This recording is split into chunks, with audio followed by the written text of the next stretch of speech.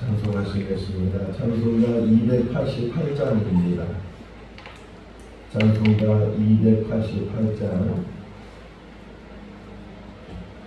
예수를 나의 구주 삼고 성령과 피로써 거듭나니 이 세상에서 내 영혼이 하늘의 영광 누리도다. 이것이 나의 간증이요, 이것이 나의 찬송일세. 나 사는 동안 끊임없이 구주를 찬송하리로다. 온전히 주께 맡긴 내 영, 사랑의 음성을 듣는 중에 천사들 왕래하는 곳과 하늘의 영광 보리로다.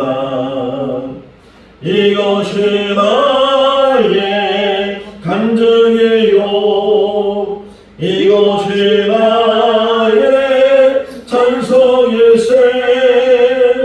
나 사는 동안 끊임없이 구주를 찬송하리로다.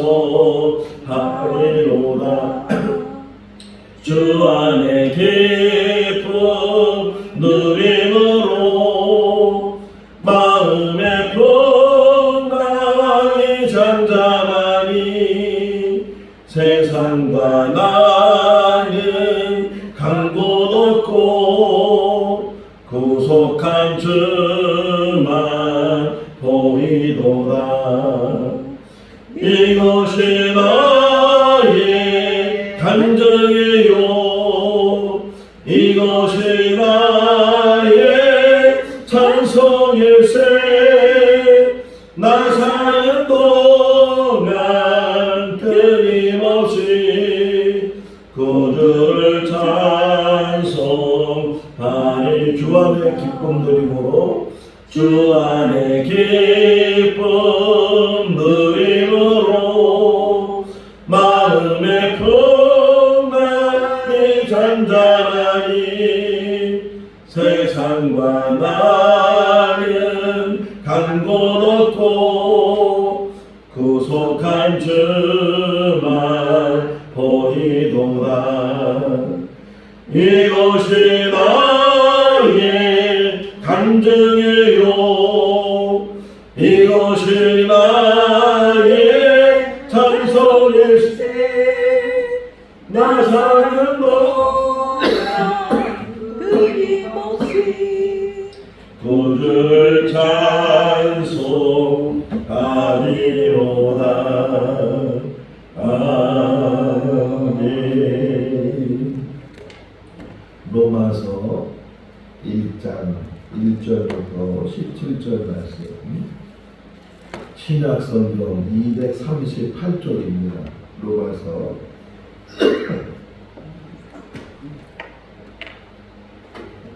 로마서 1장 1절에서 17절 말씀, 신약성경 238쪽.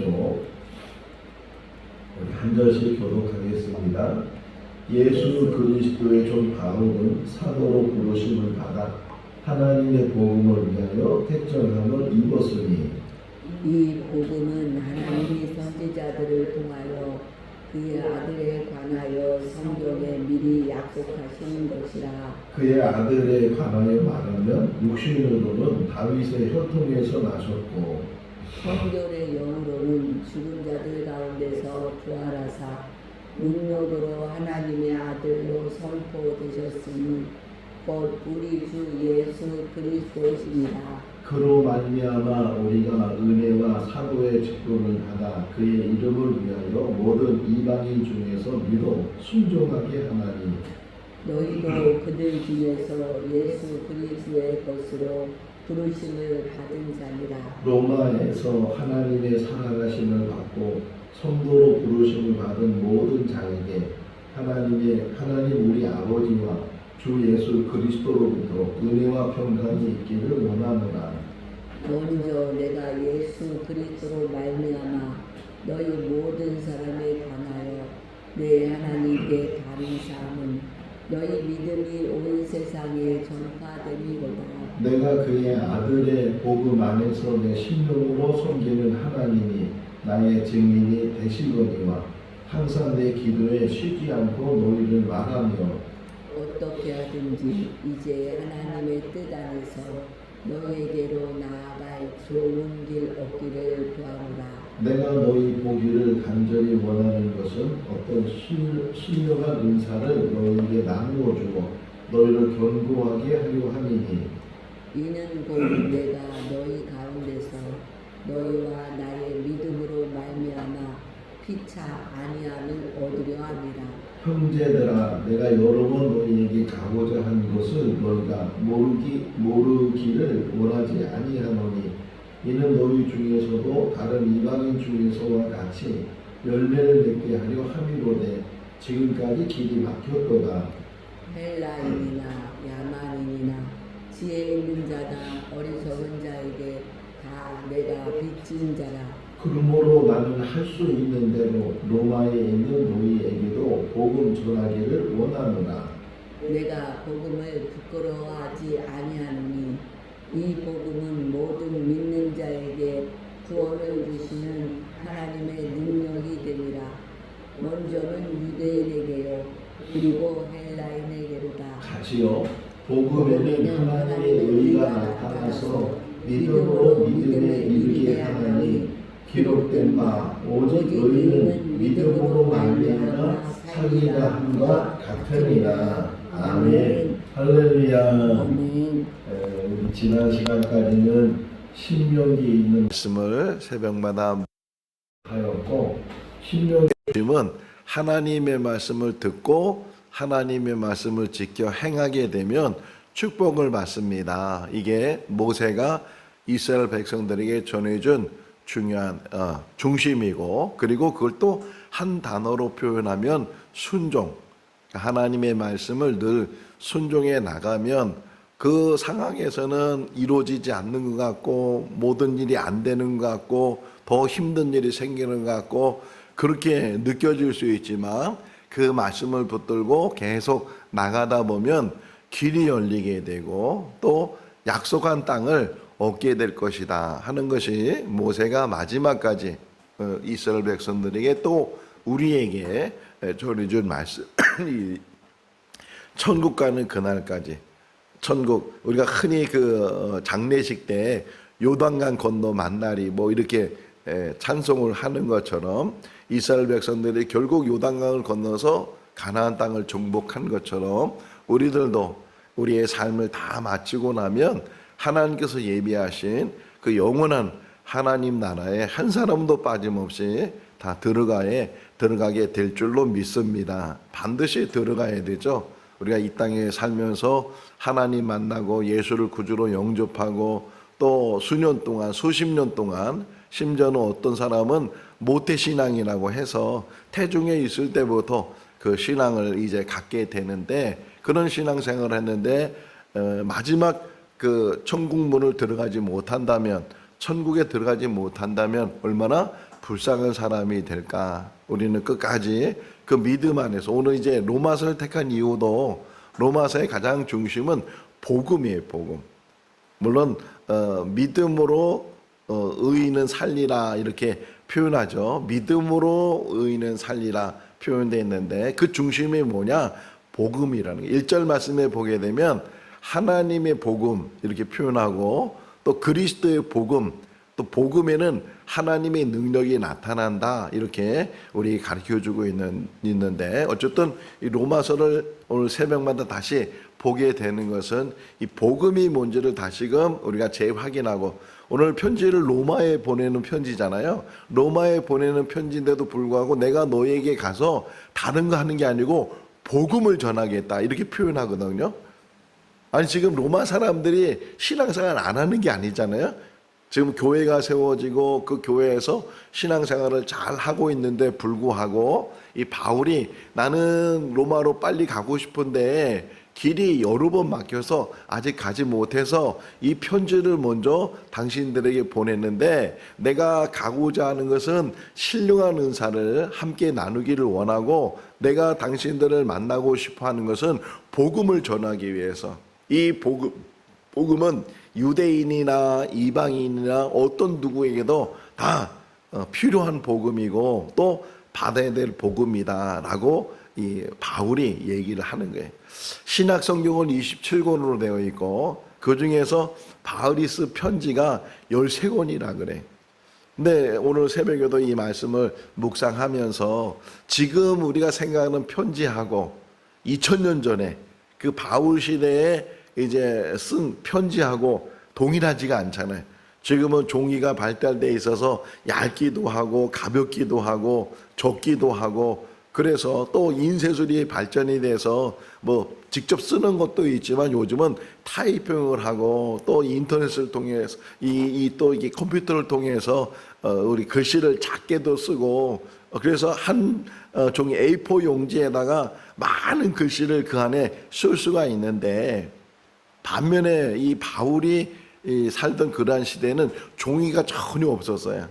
그냥 파피루스라고 해서 갈대를 눌러 가지고서 만든 종이처럼 쓰는 것이 있었고 또는 양피지 양을 잡고 나서 그 양 가죽을 말려 가지고서 그것을 또 이제 종이처럼 쓰게 되는데 근데 그 글씨가 지금 로마서를 제가 A4 용지에다 한번 이렇게 빼봤어요.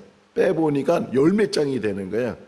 그러니까 작은 종이에다가 작은 글씨로 그렇게 써도 10몇 장이나 써야 되는 그런 방대한 글자들이 있는데 근데 2000년 전에 이 당시에 이 편지라고 하지만 이 편지가 종이 한 장으로 보내는 편지가 아니고 양피지나 파피루스나 이런 커다란 어떤 쓸 수 있는 그런 거기에다가 썼으니까 얼마나 이게 방대하겠는가. 이걸 또 지금 이 바울이 가까운 데다 전해주는 거 아니고 가장 먼 지역에다가 로마라는 지역은 이제 마지막 바울이 거기 끌려가게 되지만 가장 먼 지역에다가 보내주는 거예요. 뭐 비행기가 있는 것도 아니고 자동차가 있는 것도 아니고 그러니까 이 전달하는 수단도 뭐 우체국에서 우표를 붙이면 그게 이제 발송에 대해서 수신자에게 가면 그거보다 편한 일이 없을 텐데 그 당시는 사람이 그 편지를 가지고 그 편지를 받는 장소까지 가지고 가야 되니까 얼마나 이게 힘들었겠어요. 길도 그렇고 또 가다가 뭐 비를 만날 수도 있고 또는 도적을 만날 수도 있고 여러 가지 어려움을 만날 수 있는데 그럼에도 불구하고 이 편지가 고린도 교회 로마 교회에 전해줄 수 있었다. 그뿐만 아니라 이것이 남아서 물론 원본은 없어요. 성경의 원본은 지금 하나도 찾은 것이 없고 흔히 말하는 사본이라는 것은 원래 원본을 가지고 또 베끼는 거예요. 한 사람이 베낄 수도 있고 한 사람이 읽으면서 받아 쓰는 사람들도 있어서 베낄 수도 있고 그러니까 사본인데 그 사본이 전해져서 나중에 구텐베르라는 사람이 이제 금속 활자 인쇄술을 발명을 하고 그때가 이제 루터가 있을 때 종교 개혁이 일어날 때쯤인데 그래서 그때는 종이에다가 막 활자를 집어넣고 이제 글씨를 써서 보낼 수 지금 우리가 이렇게 2000년이 지난 지금도 우리가 성경을 가지고 있고 로마서를 우리가 볼 수 있는 것은 참 기적이에요, 기적. 그러니까 하나님이 하시는 거죠. 하나님이 하시는 일을 왜 이 말씀이 우리에게 꼭 필요한 말씀이기 때문에 물론 로마서뿐만 아니라 다른 모든 성경의 말씀들이 다 우리가 읽어야 되고 묵상해야 되고 깨달아야 될 그런 말씀인데 특별히 이 흔히 로마서를 교리서신이라네. 교리. 뭐 요즘은 이게 교리라고 따로 구분해서 교회에서 이렇게 배우진 않지만 설교 시간을 통해서든지 아니면 성경 공부를 통해서든지 또는 신학 공부를 통해서 우리가 교리를 배우게 되는데 초대교회에서 많은 이단들이 생겨요. 많은 이단들이 생겼을 때 이 복음을 지키기 위해서 변증하는 사람들이 변증농자들이라는데 이 변증하는 사람들이 생기면서 교리를 만들어요.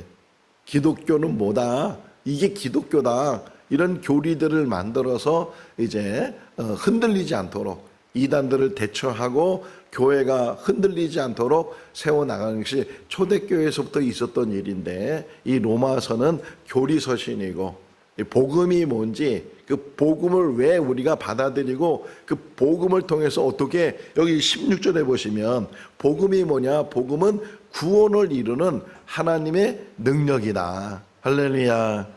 그래, 교회가 존재하는 목적은 구원 때문에 그래. 구원.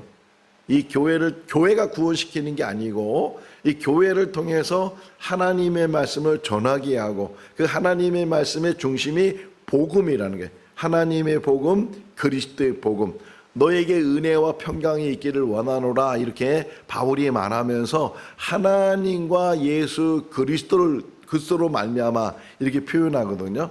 그러니까 하나님과 그리스도 이게 또 구분되어 있지만 실제로 우리가 신론에 들어가다 보면 하나님과 예수 그리스도는 한 분이시나 요한복음에서는 아버지와 나는 하나다 이렇게 예수님이 표현하고 있는 것처럼 우리가 흔히 말하는 삼위일체 하나님은 유일하신 분이시고 한 분이신데 그 유일하시고 한 분이신 그 하나님이 성부, 성자, 성령으로 함께 하나님이시다. 한 분이시다. 따로 분리되고 따로 이렇게 독립되어 있는 그런 것이 아니고 하나님 한 분이신데 그러니까 이거는 신비잖아요. 우리 인간의 지식으로는 또 인간의 어떤 상식으로는 이해할 수 없는 신비가 하나님 앞에 있는데 그러니까 하나님은 너무 크시고 너무 위대하시고 너무 하나님께서는 모든 것들을 만드시고 섭리하신 분이시니까 그런 하나님이신데 근데 그 하나님이 사람이 돼서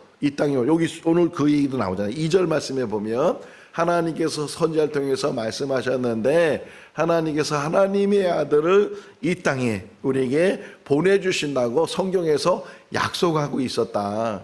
그러니까 구약 성경을 말하잖아요. 구약에서는 메시아가 올 것을 예언해 나왔고 그 신약에서는 그 예언된 말씀 메시아가 오실 거라고 했는데 그 오실 거라고 한 분이 바로 이분이시다. 바로 이분이 그리스도이시고 이분이 바로 우리의 메시아이신데 예수님이시다. 그 아들에 대해서 약속했고 그 아들이 마침내 와서 그리고 그분이 이제 성결의 영을 통해서 죽은 자 가운데서 부활하셨다.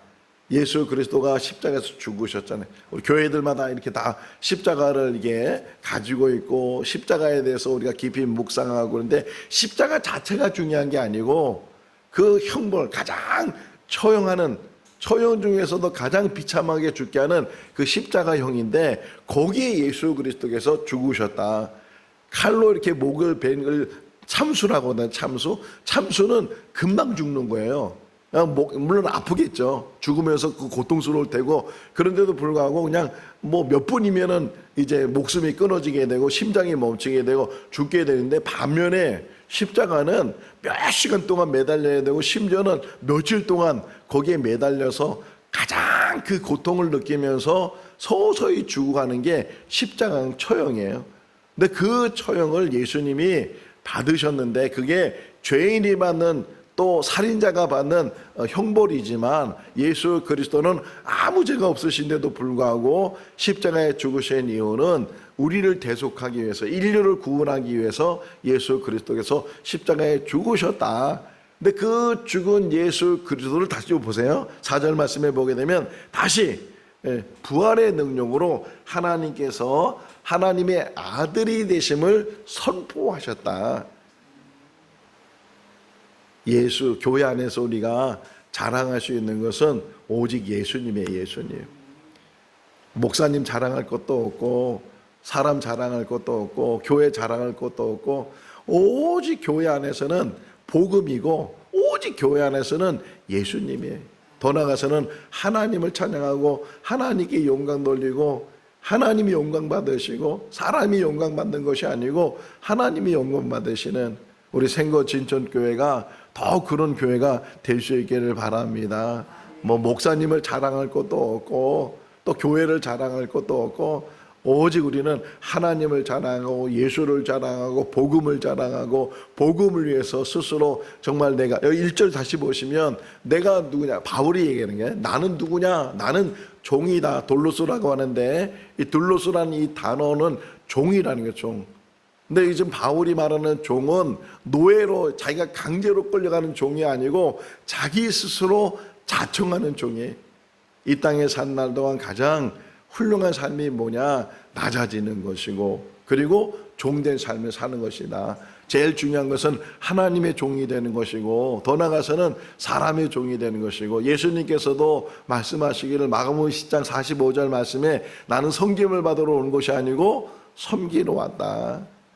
사람들은 높은 자리 달라고, 나는 자유정 달라고, 나는 우유정 달라고, 내가 높은 사람이 되겠다고 이렇게 사람들은, 제자들은 말하고 있지만 예수님께서는 높고자 하느냐, 낮아져라.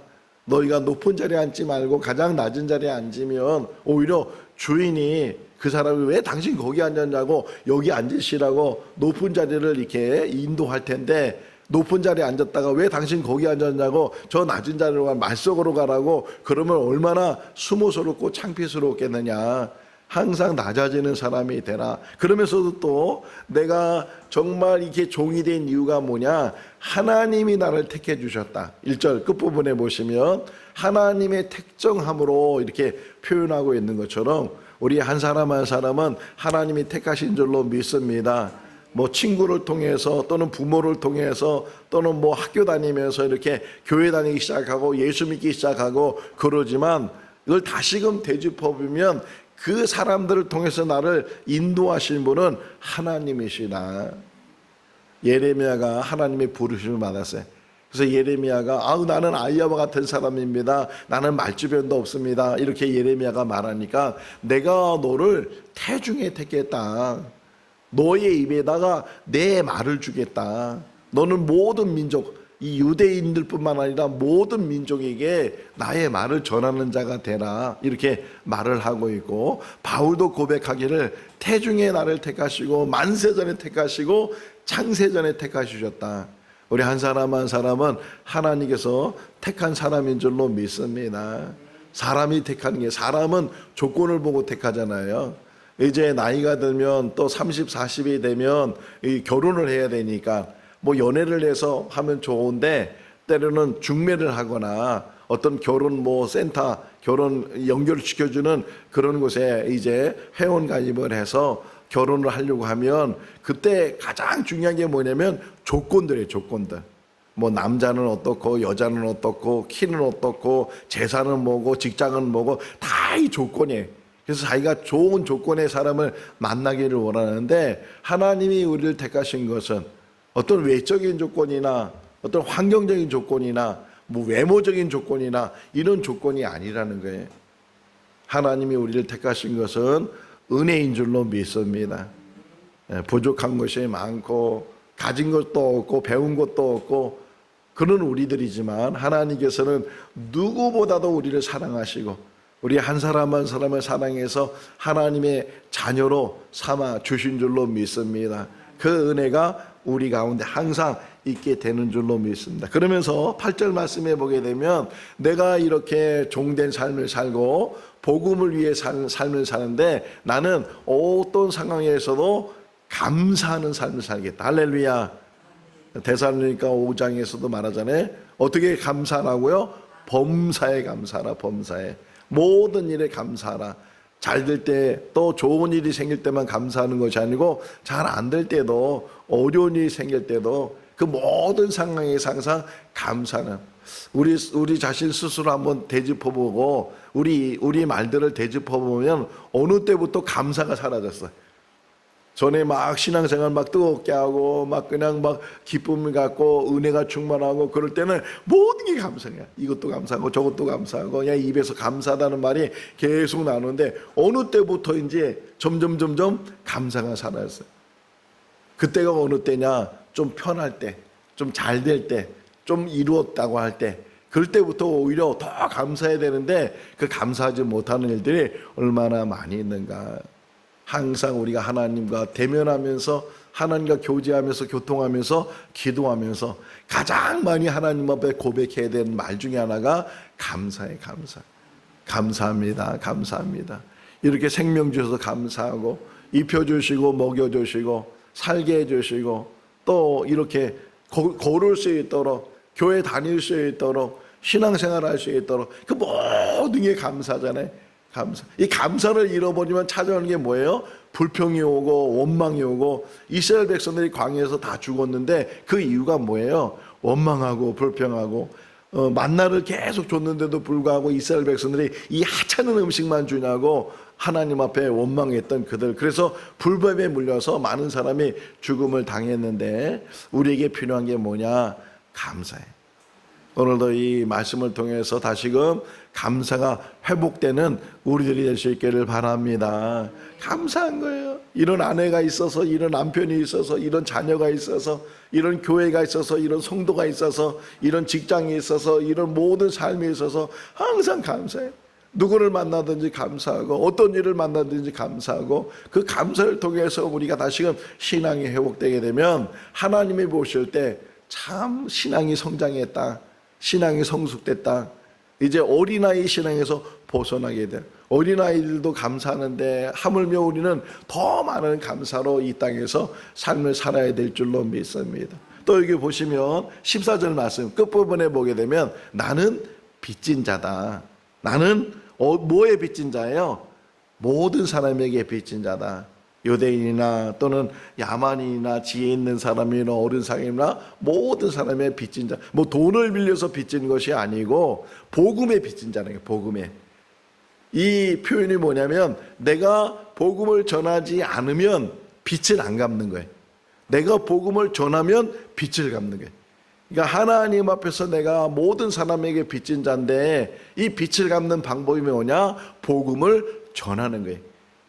오늘도 우리가 이 땅에 살면서 호흡하면서 살아있는 목적이 뭐냐? 복음을 전하게 해서. 왜? 복음을 구원의 역사가 일어나게, 하나님의 능력이 일어나게. 고린도전서 1장 18절 말씀에 보게 되면 십자가의 도가 믿지 않는 자에게 미련한 것이요 믿는 자에게 우리에게는 하나 능력이다, 이렇게 말씀하고 있는 것처럼 우리가 자랑하는 십자가고 이 십자가의 핵심이 복음이다. 바울이 말하잖아요. 나는 십자가 외에는 자랑할 것이 없다 말하고 있는 것처럼 정말 우리가 더 십자가를 자랑하고 복음을 자랑하고 복음을 증거하고 이 복음 안에 복음 안에 들려 있는 게 뭐예요? 구원인데 이 구원이 뭐냐? 믿음을 통해서. 그래서 의인은 믿음으로 말미암아 살리라. 물론 하박국 2장 4절에 있는 말씀이 여기도 나오는데 그게 뭐예요? 믿음. 아브라함이 하나님을 믿으니 하나님께서 그를 의로 여기셨다. 창세기 15장 6절에서 말씀하고 있는 것처럼 우리에게 가장 중요한 게 흔들리지 않는 믿음이에요. 흔들리지 않는. 어제 우리 지난 수요일 날도 말씀 들으면서 사단은 예수님에게도 와서 시험했단 말이에요. 하나님의 아들 그분에게도 시험하는 자가 와가지고서 그 금식한 예수님에게 돌을 가지고 떡을 만들라고 높은 데서 뛰어내리라고 세상 만물을 보여주면서 나를 경배하라고 사단이 속이는 그런 일들 속에서 예수님은 말씀을 통해서 흔들리지 않고 그 사단을 이겼던 것처럼 믿음이, 우리가 세상을 이길 수 있는 것은 믿음이다. 요한일서 5장에서도 말하고 있는 것처럼 우리의 이 믿음, 흔들리지 않는 믿음, 굳건한 믿음, 누가 유혹을 하든 누가 넘어뜨려고 하든 흔들리지 않고 좌로나 우로나 치우치지 않는다고 그러잖아요. 좌로나 우로나 치우치지 않는 그 믿음 안에서 우리가 날마다 승리해 나갈 수 있기를 바랍니다. 이 로마서 말씀 이제 우리가 새벽마다 말씀을 묵상할 때 시간이 되시면 미리 한번 보시고 또 같이 묵상하시고 이 말씀 안에서 물론 행위도 중요해요. 맨 뒷부분에는 행위를 나타내. 사랑은 율법의 완성이고 율법의 마침이다. 이게 다 로마서에 있는 말씀인데 우리가 믿음이 뭔지, 어떻게 믿어야 되는지, 하나님 뭘 원하시는지 이거를 이 말씀 안에서 깨닫는 우리 모두가 다 될 수 있기를 주님의 이름으로 축원합니다. 기도하겠습니다. 사랑이 많으신 하나님 아버지, 무더운 여름 날씨 가운데서도 저희들 믿음 생활 잘 할 수 있도록 도와주시고 또 복음을 붙들게 하여 주신 것 감사합니다.